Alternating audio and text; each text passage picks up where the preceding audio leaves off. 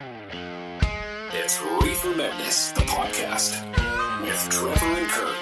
Kirk, we're back. It's Christmas Day. People are listening to this on Christmas Day. Really? Yeah. Yeah, really. Yeah. Okay. We hope. Well, yeah. They might be listening to it. They might be listening to us after. We're launching it at Christmas Launching Day. it on Christmas Day. You know. Kirk, we talked to some Launching really on fun Christmas people from all over the world, really. Who were we chatting with? Well, geez, you know, it was really a lot of fun. We were speaking to a fella in Britain. We were speaking to a fella who was down in the southern states near the Gulf. And we were talking to a guy in the Flatland, a Flatlander over there in Saskatchewan. And two of the fellas were in jurisdictions that don't necessarily have the same laws Canada has. So they were speaking to us as abattoirs. But it was high on homegrown. Guys that basically teach people how to grow. And they have a podcast, they have a video cast, and they interviewed us. Or were we interviewing them? It was hard to tell a lot of the times, but they were a lot of fun. Super knowledgeable, though. You know, they sort of, when you first listen to them, they sort of have a bunch of stoners having a conversation vibe, and they definitely have that. Like, they actually, the episode they had well, us they're high on homegrown. Well, they are. They had us. They're high on homegrown, yeah. They had us on when they talked about Bob Marley. You know, how much better is that? But if you just listen to them for just a little bit, you know, they start talking about whether or not they should have acids or bases to wash down their tents, because whether or not that will take off the calcium buildup. Like, you know, there's a lot of knowledge in there in between the stoner jokes. Well, why do you seem shocked? I don't know. There's science. Yeah, oh, they are. There's science behind growing cannabis, right? Absolutely. It's a very special. And these guys know a lot of it. There's not a what? There's not a lot of it? I said these guys know a lot of it, of the science. Yes. Every episode that they do is a small portion about how to grow. I'm actually trying to learn how to grow cannabis myself right now, and I find their information very interesting. And but you know what? We talked to them for the agreement was for 45 minutes or something. I think we were on there for a good hour and a half, and it was a good chuckle. It was a good discussion. Yeah. Now this is a pared down version, but you'll really enjoy it. So listen to our episode and then do us a favor and go back and listen to theirs. But right now, let's listen to us or them interviewing each other about high on homegrown. Who's listening to who?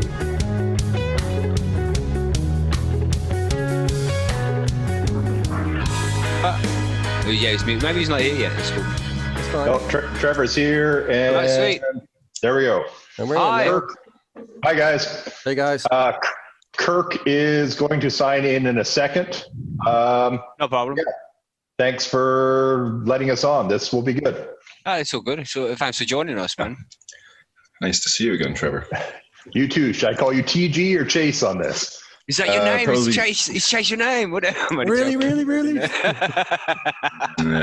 Ha, ha, ha.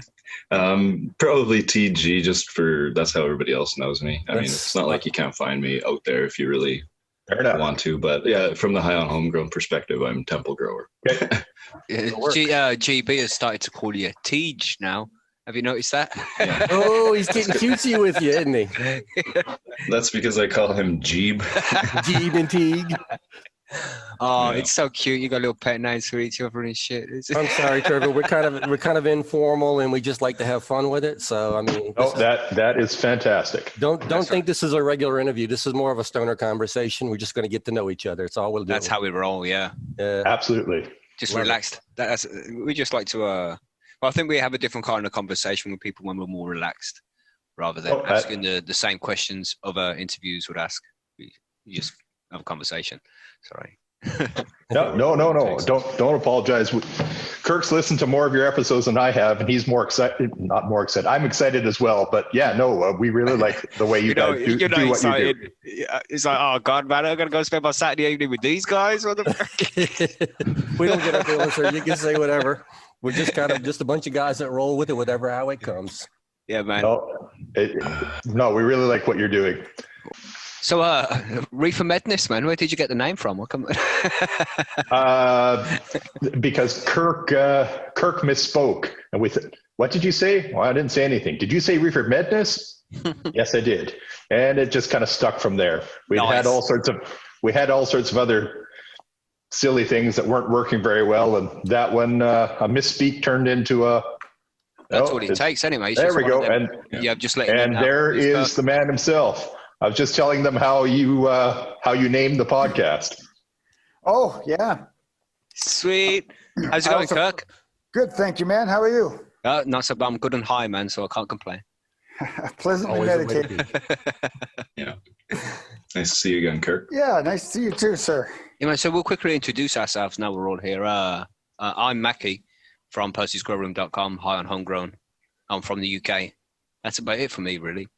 I like your webpage. Oh, thank you. I've been doing a lot of work on it over the last few days. I've been playing around on it. Oh, cool. If you notice any bugs, let me know, because we're just fixing things up right now. So if there's anything wrong, do let me know, and I'll fix it. Perfect. So, and Monkey, do you want to say hi? Yeah, guys. Hi, it's Monkey. I'm down here. I live in the southern U.S., down around the Gulf of Mexico area. And, just the whole cocoa grower, med user. That's me. Awesome. And of course, you've met Temple Grow before. Yeah, we had TG on a previous episode.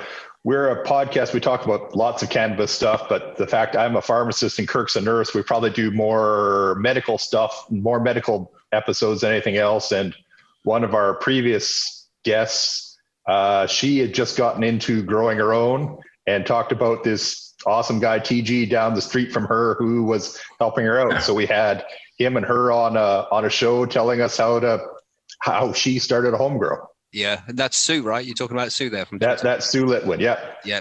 Awesome. She's amazing. She's been on a good journey. She's doing very well. Absolutely. Yeah, she's a great lady. So, and what about you, Kirk? Well, Trevor, do you want to introduce yourself and tell people who you are? Sure. Hi, everyone. I'm Trevor Schufeld. I'm from Dauphin, Manitoba, Canada. You would think I'd be close to TG, but even though we're one province away, it's like 500 kilometers. Canada's a big, empty place. That's not far on American standards. It's just around the corner for Monkey. Pretty much. Yeah, right. So yeah, I'm a pharmacist, and I kind of got interested in cannabis through little old people in nursing homes. Oh, cool. And the fact that we weren't allowed to have cannabis go into them through pharmacy seemed weird. So I called my friend Kirk, the nurse, and said, we should talk about this. And it kind of turned into a podcast. Awesome. Yeah. And that's a nice segue to me. My name is Kirk. I'm a registered nurse, and I grew up on the West Coast. So Victoria, Vancouver Island, off in the, if you know the West Coast of Victoria or BC. Mm-hmm. So I grew up in the 70s. So I knew cannabis culture back then.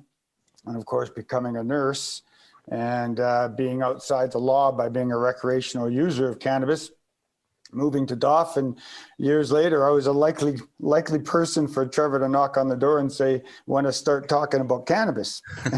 Right. I said, wouldn't that be a teenage boy's wet dream to become a nurse? Was it an actual knock on the door, like old school? Yeah, No literally. way. Well, literally. Trevor and I knew each other when I first moved to town here. We were friends. And he knocked on the door, came over, we had a beer, and we hashed over the fact that legalization's coming. He's got frustrations. And I just had a general interest in learning more about cannabis because of just my recreational background with it. And yeah, sure enough, we did it. Now we're doing it as professionals, right? So we're also in a country that's legal. So I guess we're allowed to show our faces. Yeah, that's why me and Monkey are hidden and you guys aren't, Yeah, I got that. I got that from your webpage when I was reading through it. So if I could pitch a question at you guys, obviously where you live, do you have medicinal cannabis? It's legal in the UK, but it's difficult to get hold of. And medical cannabis is legalized now, but it's very difficult to get hold of and it's very expensive. So how do you get hold of it? Is it through like a pharmacy, a dispensary, or is it mailed? Or you have to be referred to a specialist clinic by your doctor, and it's not very often that a doctor's going to do that in the first place. And then if you do that, you have to pay big consultation fees before you see the doctor, and the actual medicine itself is very expensive as well. And are you allowed to legally grow it yourself for medicine, or no? All growing's illegal? Well, there's some kind of controversy behind it because it's not like. And we had an interview with one of our guests recently, Trev Coleman, and he spoke about it. It's with the UK law, we police by consent. So unless there's a complaint made against you, the police won't really do anything. So if you can quietly grow and nobody really is caused by any bother, then you won't get any bother from the police. But I suppose that matters with anything. If you don't get caught, the police ain't going to fucking come and pick you up, you know? But it must be location also, because if you're downtown metropolitan growing 600 plants, someone's going to smell your crops. So you must be very smart or have some very, very strong carbon filters. Yeah, especially when you're growing the blue cheese, which I did a couple of months ago. I've had to buy a new filter because of that. Killed it. So, yeah, but you keep it small and you have your carbon filter and you follow the 3 rules of growing, which I don't know if it's just a UK thing, but we have 3 rules. You don't tell, you don't sell, and you cover the smell. So you don't tell anybody. You obviously don't sell any weed because that brings attention to you, and you're making tax-free money then, and the government don't like it when you make tax-free money. Mm-hmm. And then cover the smell so nobody finds out about the smell or bothers anybody, and then you'll be okay. So just grow a personal amount of weed and make sure that the smell is covered, and you should be okay in the UK. Yeah, so people leave you alone. And how about southern states, Monkey? Well, I live in a state that has what is considered to be a comprehensive medical program. However, the comprehensive medical program, if you know anything about the southern or the United States, it changes from state to state so much. In my state, the availability is through state-grown crops or state-sponsored crops. We have 2 universities that grow it, and then it is refined, and it's only sold in refined states. You cannot get whole flour. It is illegal. Really? Yeah, to me, that's the purest form. To me, that's the most unadulterated, purest form of the medicine, and that bothers me. Well, yeah, if you're a believer in that whole endocannabinoid thing, you want all the stuff there with it. I do. All the terps as well. And in the way that it's designed too, not kind of put together in this amalgamation of, not synthetic molecules, but, they're taking terpenes out and then putting more terpenes in this. Yeah. I don't know, basically all that kind of thing. They're selling FSO and RSO and that kind of material. And it's just not the same as whole flour because, you lose a little bit you lose a lot when you go through the extraction process, I believe at least. Well, the whole entourage approach, the fact that you got that balanced plant. Mm-hmm. I agree. I wonder how it was before everybody started messing with it, And I've had this conversation before. It's like, is there really any landrace left? I mean, there's plants that might seem like they're landrace, like they've been grown for a long time, but they've still been genetically altered in some way by man over the last 100,000 years, especially in the last 10,000 years when we've had agriculture. Well, you're probably just going to have to take a trip to Kathmandu and get off the bus and walk the ditches to find find a landrace. I mean, that's one of the things that happened to me. I had the luxury of traveling Nepal back in 1985 with a horticulturalist, and the males were in flower. So it was just this wonderful pollen all over the place. And my buddy went out and got his plastic bag and shook a bunch of it and raced back to the guest house, and we were exploring male pollen hash, I guess it would have been. So no way. Yeah. Wow. Interesting. Yeah. Well, Kathmandu is pretty much a blur. We spoke to Frenchy Cannoli, and he's been there to Kathmandu as well. He said he loved the place. Yeah. I actually got in some poetry writing. When you was high on the hash. well, the first thing we did, I don't even think I've told Trevor this story. We flew from Bangkok to Kathmandu on Thai Airlines, and they gave my wife a orchid, and with a pin the whole bit. So back in the day, you could have a pin on a plane. So we fly into Kathmandu. Think about it, right? They actually gave her a stick pin. Yeah. So we fly into Kathmandu. We get into our hotel, and my wife tells my buddy and I, Brent, you guys promised me that the first thing you don't do is get high. And we said, yes, of course. The first thing we'll do, we'll get settled. And so of course, you had your fingers crossed. Well, you know what? I had good intentions, but you're not a nun, you know. I tried. Yeah. So Michelle and I end up going upstairs into a couple's room, and our partner goes downstairs. And while he's making arrangements, the Lostman owner gives him the stickiest hash. He brings it up to the room. And we're looking at each other going, well, what the hell, you know? And Michelle goes, okay, you guys, obviously we're going to have to sample this. So Michelle had her orchid, and the orchid had a aluminum foil around it and had the stick pin. And there was a tray of fruit by the side of the bed. So we got the old apple out. Old school. Yeah, really old school, right? Yeah, so ingenuity, yeah. Exactly. So we ended up making an apple pipe using the orchid aluminum foil and the stick pin to create the screen. Smoked this hash, and then Brent and I went on our first walk. My wife was too wasted. She couldn't. I think she couldn't walk. She was afraid to go out on the streets, right? So so Brent and I, and this was the first time we had done Southeast Asia, and we did Australia, and we were just going into the subcontinent. So this is the first time any of us were in the subcontinent, and so it was a little, well, I guess, odd, right? So we're wasted walking the streets looking for a pipe. And I think that segues nicely into if you end up listening to ReeferMEDness, the podcast. I'm kind of the straight man. You know, the tie, you know, might give it away, but I'm a bit of the straight man, and Kirk has a little more lived experience. One of the things I thought was interesting when Mackie was talking about the smell when it's not technically legal to grow in Canada. Well, Manitoba was a little different, but most places in Canada you can grow. But just last week, our version of the BBC, we call it the CBC, was having an expose in Winnipeg about people buying houses in Winnipeg and using them as medicinal grow-ops. And I read that, yeah. And they're making a big deal about this. And the reason the neighbors complained was because of the smell. Now, I'm not saying you should annoy your neighbors, but the slant of the reporters was, you know, these terrible people growing medicine, and, you know, it was going to lead to street crime.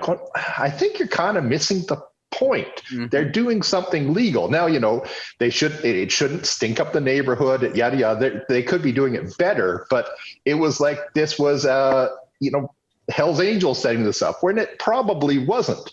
Because Kirk was just recently talking to some people who are sort of trying to go from being home growers to micro growers, and they're running into that same sort of stigma.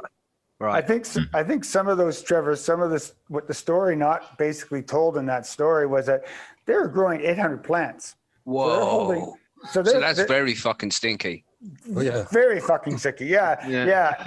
And they are, and they're renting houses specifically to do grow ups. So you can imagine how the mold will eventually start. But I think that's the story that I got out of that one, Trevor, is that they're growing legal pot, but they've got three licenses they're growing. So they're growing a lot of medicine. We always like to encourage, whether you're growing professionally or not, you have to be a respectful grower. Whether you're growing legally or not, you have to be respectful of your neighbors and the people you live around.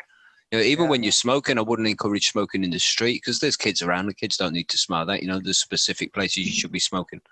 I just think we try to encourage people to be as responsible as possible. Just because you smoke weed, you don't have to act like a dickhead, you know?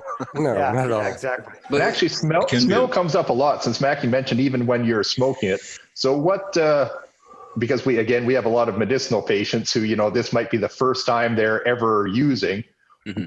If they don't want all their neighbor, even if they're not growing, if they're just smoking in their house, their garage, their, you know, balcony of their apartment building, do you guys have any tips and tricks for them for not having everyone smell what you're doing? Yeah, I mean, obviously it would only work at home, but you could set up a room which is specifically smoking, but you can have some extraction and a carbon filter built into that room, as if it was like a grow tent. You know, so instead of covering up the smell of the plants, you're covering up the smell of the smoke. Yeah. And then the smoke will be extracted out and filtered before anybody smells it outside. And then it won't smell. In Canada, we have garages, so that's my medicine room. But we do have people who live in small apartments who, are using this as medicine, right. who have their landlords threatening to kick them out. It's not like, in my experience at least, vaporization isn't quite in the same, like, it doesn't affect me quite as much as smoking, like combustion does. I prefer actual smoking, like whether it's through a bong or a joint or however you do it.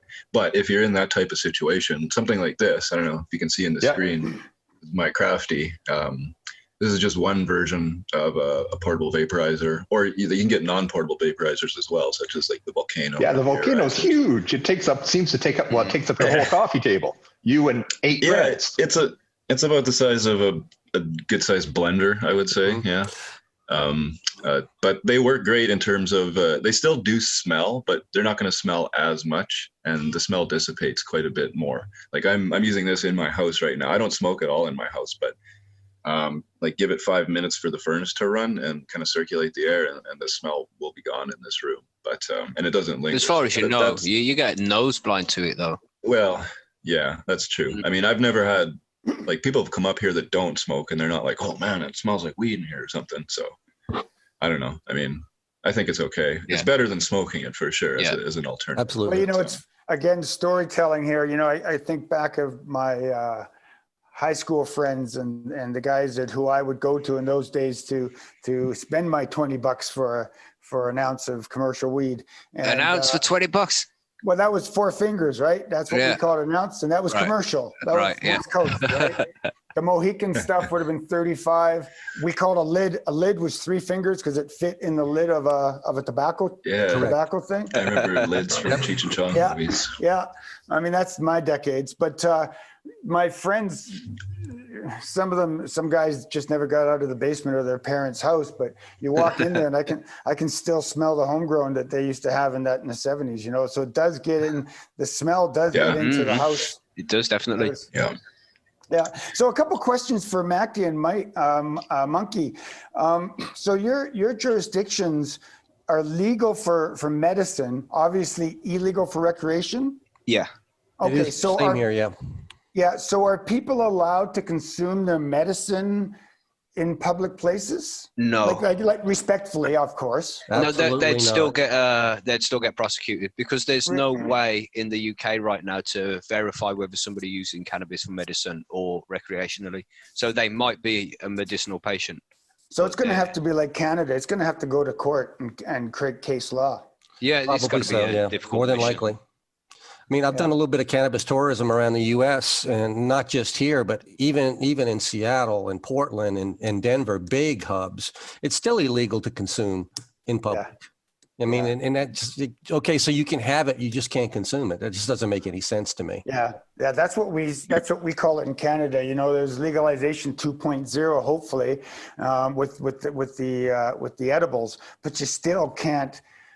You still can't walk around and smoke like before a concert, how you used to in the old days, stand outside the fire exit and have a hoot before you went into the concert. Now you can't do that. Right. No, you just do it while you're in the league. Unless you have your green card, then you're allowed to consume your medicine. There is that. There's a card coming out in the UK pretty soon called Can Card, which is going to be for medical patients, so they can identify themselves to the police as medical users. All 6 of them. Yeah, exactly. I don't know how much it's enforced, or if it can be enforced, like under the the rights issues, the human rights stuff. But Saskatoon has enacted a bylaw where they say no usage of cannabis, medical or otherwise, doesn't matter what it is, on any public property, regardless of whether you have your authorization like I do. I always complain about that because I say, like, prior to 2018 and legalization, as a registered medical patient, I had way more rights from 2014 until 2018 than I do now. Well, but again, federal law trumps provincial regulations, right? So they can give you a ticket, but they can't do anything about it. There's no... Yeah. So it's just... That's right. And that's kind of what I've been told by a multitude of people. But I just, I'm not the type of person that wants to have to deal with the stupid police doing that in the first place. And then everybody thinks the war is over, but it isn't. No, it's not. It's not at all. As a nurse, I'm still frustrated with the concept of, pharmacies can't deal, and this is Trevor's rant, pharmacies can't deal with cannabis, and hospitals. If I'm a medicinal user of cannabis, I should be able to have my cannabis in the hospital. And so those issues are still out there. So, Trevor, how long have you been a pharmacist? Long time, 23 years. Wow. Since 1997. So you've seen the complete change of medicine from being completely anti-cannabis to being well, is it even pro-cannabis, but at least having cannabis? No, and that's the interesting part. It's definitely not pro-cannabis yet. And it was only through the podcast that I realized, so technically it's been legal as medicine for almost 20 years, since the early 2000s in Canada. But everything that has happened in cannabis in Canada is because someone went to court and challenged something. So it's only been by little bit has it sort of come around. And even still, I was on a continuing education thing this morning with a bunch of family doctors, and it's gone a long way. It's come a long way in the last 3 to 5 years, but still most family doctors at best are ignorant about what cannabis could do, and at worst are out and out against it. I'm hoping this is not still true, but when Kirk and I were at a course about 6 months ago, pre-COVID, seems like, a lifetime ago. They were talking about the whole city of Brandon, the second largest city in our province. All the doctors there sort of basically getting together en masse and saying, we're not going to give any prescriptions for cannabis to any of our patients because we think it's all bunk. So it's not, so stigma is still here and still strong. Do you think that it's got any weight to it though? Can they actually do that? Well, for better or worse, since recreational's gone legal, you could go down and buy stuff. So that's good. But on the other hand, and this is nothing against bud tenders, I've met some excellent bud tenders. Bud tenders don't have the medical training to help a sick person. Definitely, mate. I agree. Yeah. And I don't want to have a bud, I don't think it should be the responsibility of a bud tender to give advice to a sick person. I think the the doctor, the pharmacist, the physiotherapist, the healthcare team, for everything else, we've got a team of people around the patient. Why on this one thing does the patient sort of have to go do it on their own, go figure it out on their own? It's ridiculous. Especially with the lack of mortality rate that cannabis has compared to prescription medication. Oh yeah, you can't. We've had expert after expert, and you guys know this. You can't overdose and kill yourself on cannabis. Now, you need to smoke 1,500 pounds in, how long was it? I can't remember. We did a true force. It's within a couple hours or something. It's ludicrous. You would die of smoke inhalation and suffocation, before you, with the amount that you would need. You assuming you're not intravenously injecting the shit. You can't do it. Then it's Rick Simpson oil then, isn't it? Yeah. I mean, if you smoke 1,500 pounds of hay, it would probably kill you just as much. That's a good point. Yeah. One of the things that's really interesting about what we've done, we're up to about 60 episodes now, is that we're finding 58. I think you're on 60. Yeah. Okay. Yeah. But just to let you know. Thanks for that. Numbers aren't my gig. I give the numbers to Trevor. No, we're meeting people organically through this process, and for health professionals that are stumbling into it. So Trevor made a comment about how doctors could stop that. And I guess they can, but through our program, we're trying to encourage patients how to talk to their doctor.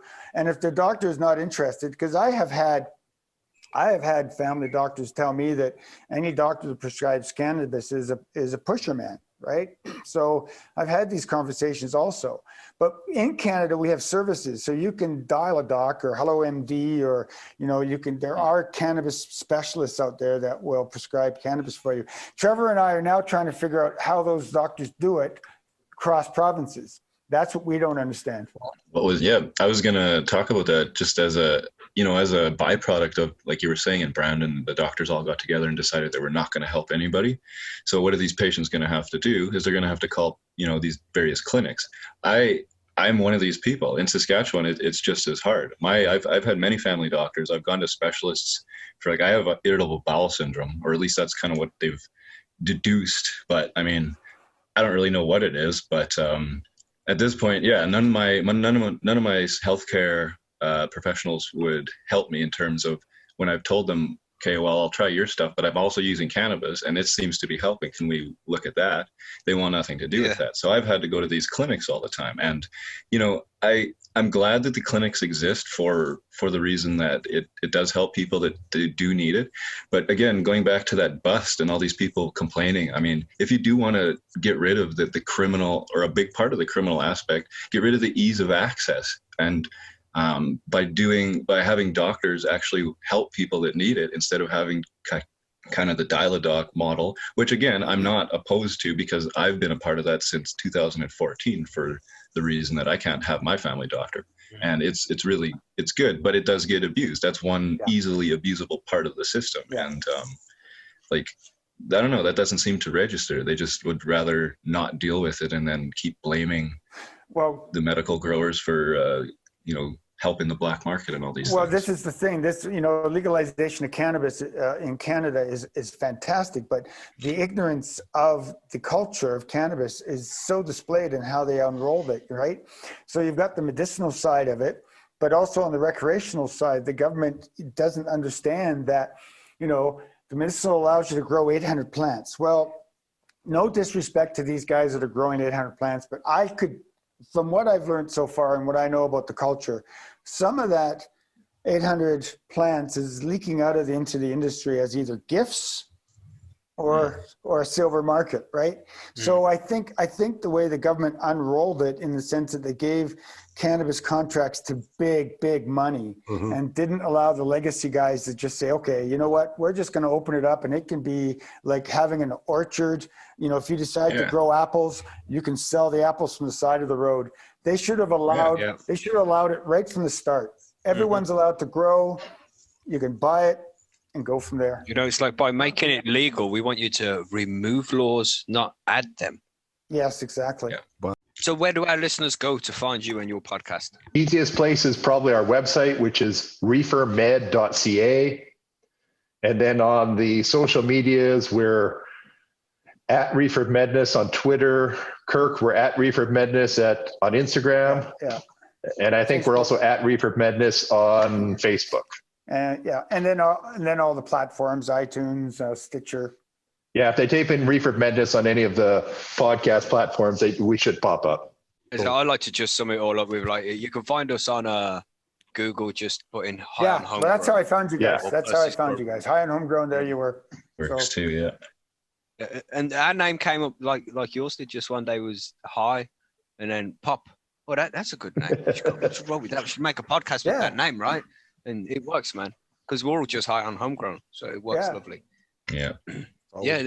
So you're going to use this as well. So if you want to find us High on Homegrown. Sunday nights we stream live on YouTube. Perfect. If you just go to YouTube/High on Homegrown, you'll see one of our videos and you'll see what time we start in your area. Sunday afternoon here in Saskatchewan. But yeah, Google it and figure out your conversion time zones. Yeah, no, we'll definitely. I mean, there's nothing wrong with having two identicals out with two different brands. I think that'd be kind of cool. We do it with while we're doing it with Growcast this week. We're doing something similar. Jordan River from Growcast. Cool. No, but maybe we should. Yeah, you should definitely. Yeah, it's a great show. You should get on his show. He's sent loads of listeners our way as well. We've got a lot of Growcast listeners. It's a very popular podcast. You definitely check him out. Have you spoken to Peter Grinspoon yet as well? No, he's on the list of people we'd love to interview. Have you got him confirmed? Have you spoke to him at all? No. I'll give him a shout, man. I'll see if I can hook you up there. That'd be great. Yeah, man. So I want to get him back on our show as well. I haven't had him on for a while. Yeah, he's a great interview. Yeah, you'd obviously all get on because you're in the same kind of profession. So that would be a great interview for your show. That would. I'd love to hear that one. And he's very genuine, very for sure. Sweet. Right then, Trevor, Kirk, it's been a massive pleasure, and we'll do it again soon. Jackie, Monkey, and of course definitely. TG. Thank you. That was great. We really enjoyed it. Totally enjoyed it here. Yeah, no, cheers, guys. I'm sure if I ever get out to your area, or if you're ever in Saskatoon, once the COVID kind of clears up, I'm sure the whole Canada community will, get together, and that'd be great to actually meet everybody. Oh, absolutely. Nice. Yeah, that's one of my goals. Yeah. Thanks, guys. Later. Okay, guys. It's been a pleasure. Thanks, Trev. Great. Cheers, Thanks, guys. See you later, mate. Okay, bye.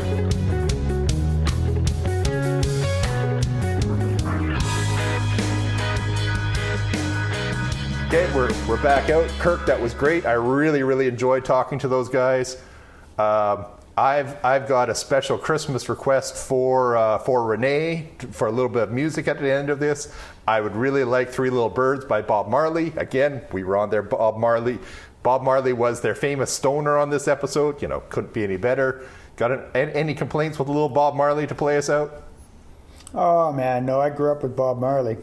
I was listening to Bob when I was a teenager. Yeah, no, I'm a big fan of Bob Marley. Peter Tosh, legalize it.